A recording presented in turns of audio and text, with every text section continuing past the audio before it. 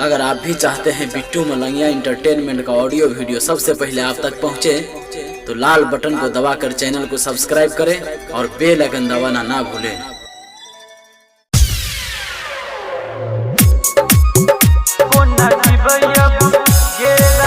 अखन अपने सब सुन रहल छी मलंगिया म्यूजिक मधुबनी के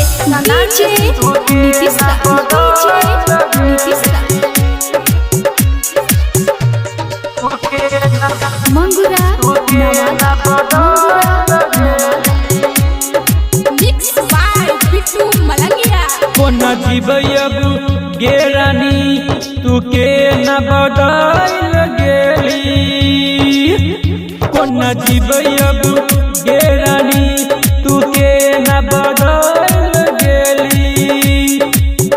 हमरा छोड़ के तू ससुरा जान चल गेली, कोना जीवयब गे रानी तू के न बदल गेली, कोना जीवयब गे रानी। डीजे नीतीश राज, डीजे नीतीश राज, मंगुरा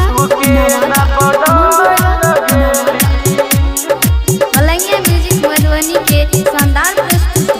प्यार के लिए हम जान तोरा से दिल पर मारला तू रोरा से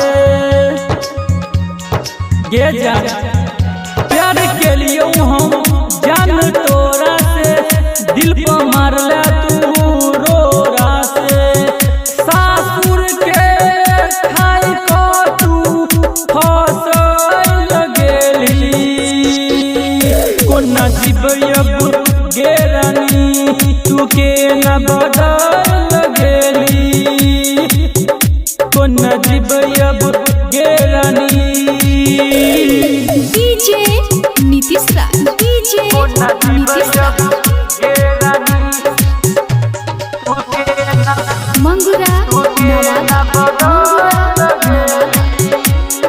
मलंगिया म्यूजिक मधुबनी के शानदार प्रस्तुति। गायक आनंद के दिल तोड़ लगे, राइटर रमन से दिल जोड़ लगे गे जान सुनना। गायक आनंद के दिल तोड़ लगे, राइटर रमन से दिल जोड़ लगे।